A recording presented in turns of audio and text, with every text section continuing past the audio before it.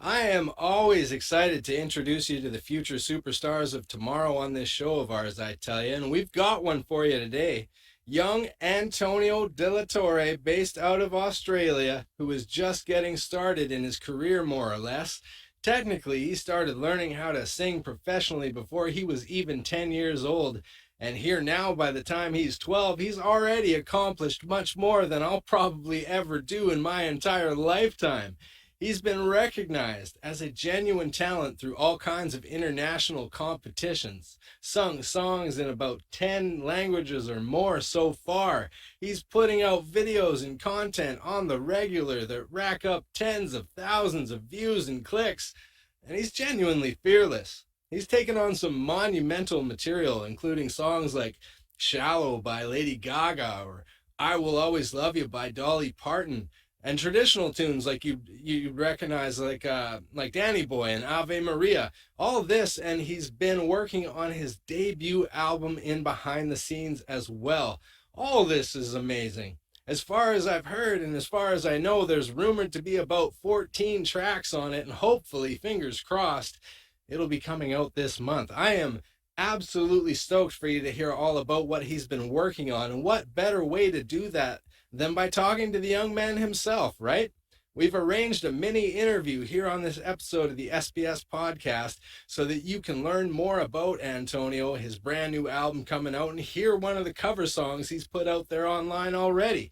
And I gotta say, folks, this guy is so remarkably grounded and down to earth that I cannot even begin to express what a pleasure it was to hear back from him in response to the questions that I'd sent over. For 12 years old, I can promise you, he's got one of the most level heads and clearest perspectives on life and music that you're ever going to encounter at this age. For real, I was blown away by all that he had to say. And even though it's a short interview, I learned so much about him, from the details of how he started to the challenges he's faced in making the new record to the obstacles he's had to overcome in battling through the recent lockdowns of the pandemic era. We talk about all this and more, and I can't wait for you to hear from him yourself in just a moment when we play the interview. That being said, one of the most impressive things that I personally found about Antonio, beyond the fact that he's so much more of a professional at the age of 12 already than I'll ever be able to keep up to here in my 40s, hearing about how he's still taking that much needed time to just be a kid, have fun, and explore his other passions outside of making music was so refreshing.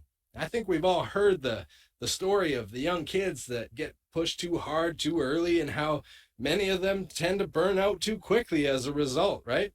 Antonio's basically got the opposite kind of story to tell, and I love it. He knows when it's time to make music and time to focus, but he also makes sure to balance all that out with time for fun and time for life. You know what I mean? Exactly as it should be at that age of 12, if you ask me. I can't wait for you to hear about what's got him making his current record as quickly as he has been, despite the lockdowns and everything else that life tends to toss in the way of making an album naturally.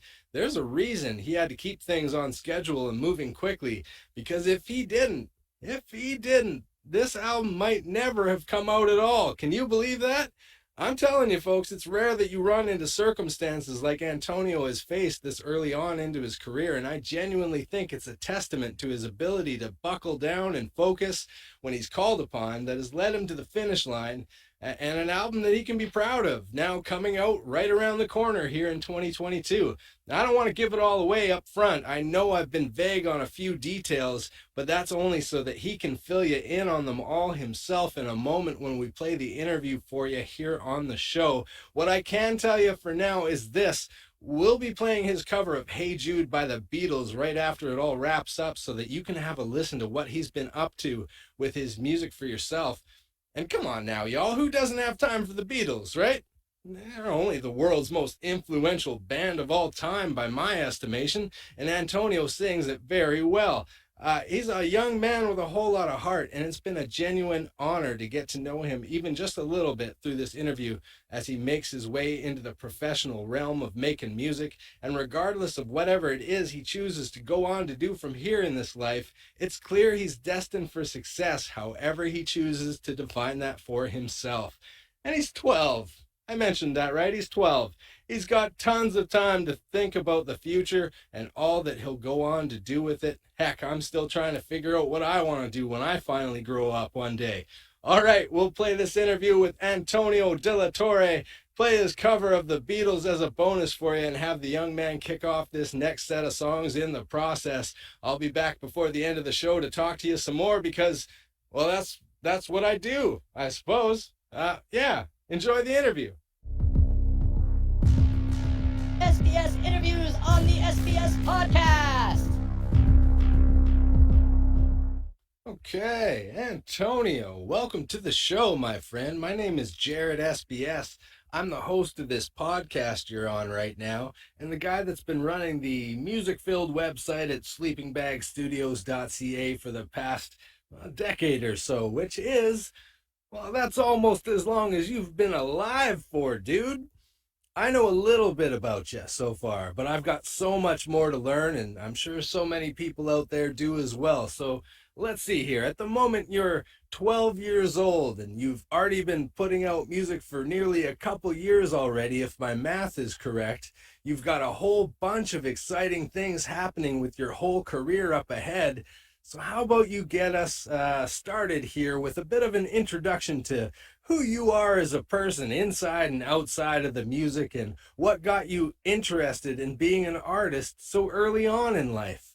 Why is music more of your thing than, say, I don't know, math, science, history, sports, anything else really? What has made music your ultimate passion? Hi Jerry, I live in Australia and I'm in year 8 at school. I started singing around the age of 9.5, and I got into classical because I could sing high notes unlike other kids at that age. I could do a lot of different things in music and it seems to just come naturally to me. I don't spend a lot of time on it compared to other things I do. I really enjoy singing classical music and have recently started with contemporary, which is also fun.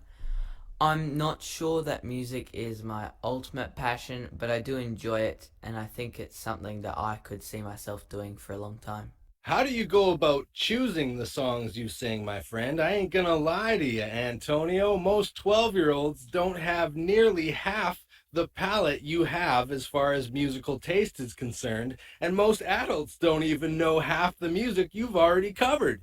You're ahead of your years, Antonio, no doubt about that. So how much of what you choose to cover ends up being discovered randomly through your own listening experiences versus how much is suggested for you to take on? You know, is it fair to say that every song you've covered so far is a song that you would truly listen to on your own time? What are a couple of examples of music that you like to listen to that you haven't chosen to cover yet? Dad does a lot of the pre-selection work. He has a big music collection and a pretty big musical taste across all genres. So Dad will make a list which we'll work through together, and to see what I can sing and what I prefer, we'll have a short listen to some songs to record. And I've also been listening to a lot more contemporary lately, a big focus on 60s, 70s and 80s, which I seem to like. I'm starting to identify more songs for us to look at based on my own listening. I don't cover any songs that I don't like, although I prefer some better than others. I really like Beatles and Cat Stevens at the moment. I've been listening to 70s and 80s rock such as Creedence Clearwater Revival, John Farnham, Fleetwood Mac and Guns N' Roses, but I haven't covered any of them yet. As you noted a couple weeks back on your social media pages, your video channel at YouTube is closing in quickly on 250,000 streams. Antonio, that's amazing, dude. And you just got your own custom URL at youtube.com/Antonio de la Torre music as well. Congratulations, my friend. Hopefully I didn't butcher the name too much, but that's all extremely exciting stuff. Truly, I know how inspiring that kind of feedback can be. I'm a much bigger fan of words than I am of numbers because I've been in promotions for way too long at this point. But 250,000 streams is no small accomplishment, my friend. That is incredible. That's an achievement. That's a milestone. And I guarantee you that's way more clicks and views than I'll get on anything that I'll do. And I'm like at least 4 or 5 times your age at this point. Tons of gray in my beard. I guess what I'm wondering, Antonio, is from your own youthful perspective, how important are the numbers? Is that a genuine measurement of success in the modern day music era? What makes comments or criticism of any kind relevant to you? Yeah, you did pretty well on the name, Jerry. It's pronounced Torre, but we get plenty of versions. I haven't really been focused on the streaming numbers. I actually enjoy the listeners' engagement more, but I guess more views equals more engagement. I'm not sure what a good measure for success is. I guess it's defined differently by everyone. I tend to focus more on putting out music that I'm happy with and hope people will like it too. Most comments are very supportive, and I have some wonderful people following me, which I really appreciate. I like getting constructive feedback, and I've been lucky because I haven't had many trolls. I record my music with good intentions and try my best, and that's all I can do. Dad says if people don't like what I'm doing, they don't have to listen. You've obviously put a ton of time into your craft and learning how to sing. Like, again, I don't know your entire story, but on a technical level, I know you're already way more educated in the art of music than I might be lucky enough to ever be. I'm just a guy that people connect with to find out what sounds good. That's about as technical as I ever get. So as to why something sounds good, like if it's played in C sharp or sung in baritone vocals or anything like that, I'm pretty much useless. I'll be honest with you. So tell us, my friend, how much time do you spend learning theory and what Beethoven and Bach had for breakfast, and how important do you feel like that information is when it comes to those moments that you're actually singing? Are you ever standing at the microphone and thinking like, man, it's a good thing I've got all this fundamental knowledge about the history of music because the chorus of Ring of Fire by Johnny Cash is coming up and I need that knowledge now more than ever? A scenario like that seems a little unlikely to me, but still, somewhere along the way, I'm sure the technical details will help you out big time. I'm just not sure how or when, and because that's just knowledge and experience that I don't personally have. So what makes music's history important and relevant to what you do today, and how does it play a role?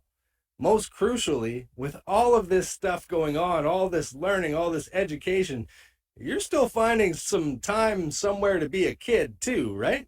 The music theory I study isn't really about the history of composers, it's more about the Italian terms and note values. It's pretty important because it allows me to read music and interpret pieces that I'm singing.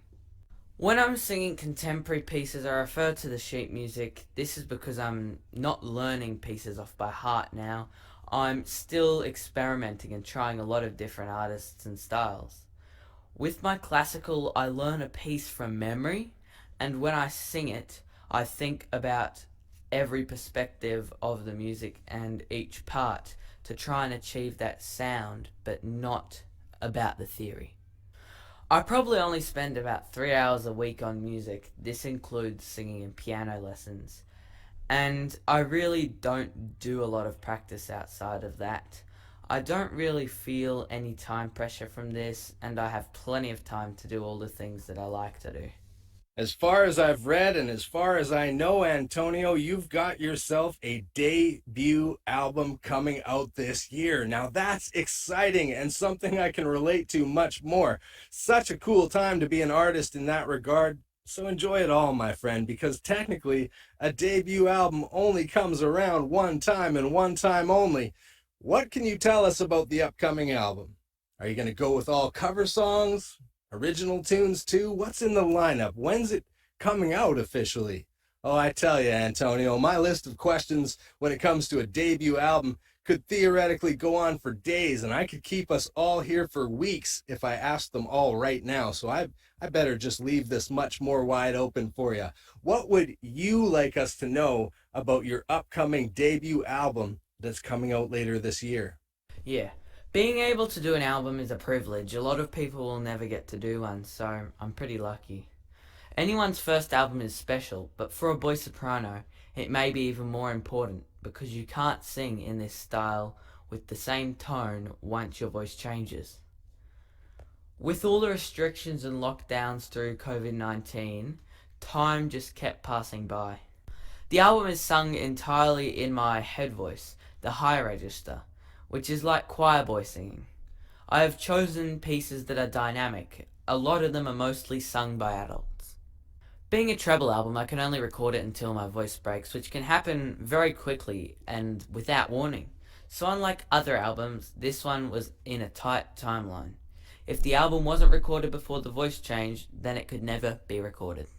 On the album, I sing 14 classical songs from 9 composers in 4 different languages. Mozart is one of my favourite composers. There are 4 of his songs on the album. The album should be released this month. We're just waiting for the delivery at the moment.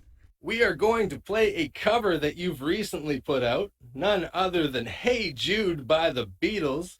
You might only be 12 right now, Antonio, but believe me when I tell you, this is a timeless tune that never gets old. One day you'll be in your 40s like me, and you'll be amazed at how incredible that song will still be at that time. I mean, it's just an amazing tune, and you did a great job with your cover of it, my friend. I want to say thank you so much for taking the time to answer our questions today. And tell you that I'm looking forward to your debut record coming out this year, and I'm generally excited to see you thriving out there in our music scene over these next years to follow. We have a tradition at the end of every interview we've ever done, which is to simply provide you with one final space to say anything else that you'd like to. We call it the Sleepingbag Studios open floor, because no one interview that you'll ever do is ever going to be able to capture everything that we all want to say. So this is your time to fill in any blanks for anything else that you might have wanted to talk to the people about, or leave them on some last thoughts before we spin your cover of Hey Jude. Antonio, you've got a bright future ahead, my friend. So you keep up that incredible work. You keep in touch. And thank you again for being a part of our show today on the SBS podcast. I haven't thought about the expectations of singing famous pieces or songs that have been covered so many times. I don't feel under any pressure. I approach every song with the same attitude that I will give it my best and do my own interpretation. Dad encouraged me to find my own path with these songs rather than cover them by trying to copy someone else. This is good because it's much easier to sing a song when you feel it. That is why with my contemporary songs I just pick up a piece of sheet music and interpret them lyrically. Thanks Jerry for the opportunity to talk today and for your interest in what I'm doing. I'd love if your audience is interested in following me, and they can do that by following my YouTube channels for contemporary and classical, or both if they like. The main YouTube channel is called Antonio Della Torre Music. I guess that's all for now. Thanks Jerry, stay safe. Hey Jude, don't make it bad. Take a sad song and make it better. Remember to let her into your heart, and then you can start to make things better.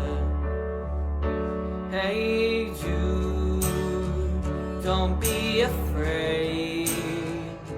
You are made to go out and get her. The minute you let her under your skin, then you begin to make things better. And anytime you feel the pain, hey Jude, refrain. Don't carry the world upon your shoulders. But well, you know that is a fool who plays it cool by making his world a little colder. Da da da da da da da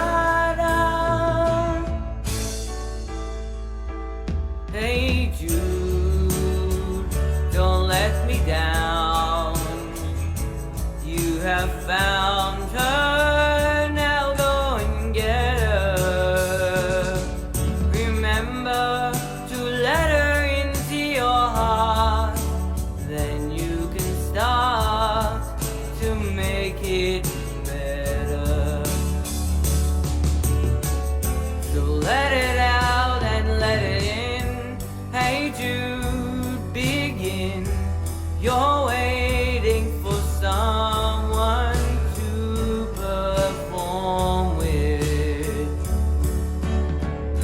and you don't know that it's just you. Hey Jude, you'll do the movement you need is on your shoulder. Da da da da da da da. Hey Jude, don't make it bad.